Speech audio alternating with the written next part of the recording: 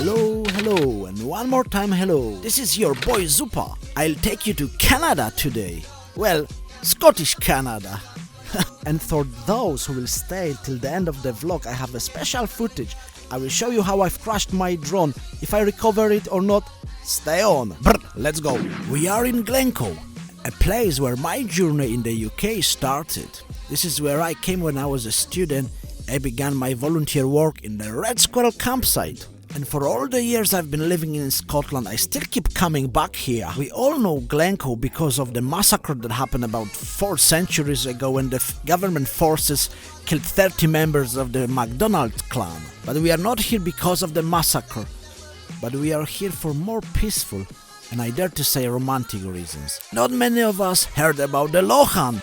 A Scottish word Lochan means in English a small lake. Lochan is a part of a big estate with a nice house called today a Glencoe house. But let's cut the long story short. For all this we have to thank Mr. Donald Alexander Smith, known as Lord of Strathcona. He was a well-off man, made his fortune in Canada, where he was the president of a bank. He's also the man behind the Pacific Railway. Glencoe House now is a hotel and a restaurant too. Well, it is what it is. For the obvious reason, it's shut now. Well, it is what it is.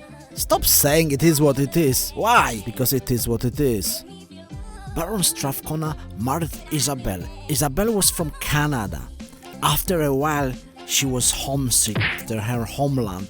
So Baron Strathcona decided to make her own Canada in Scotland. Basically, he was heartbroken. She wanted to go home.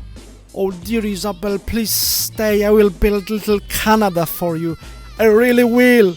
And he really did, look at it, he worked on it painstakingly. There were hundreds of trees brought here from Canada.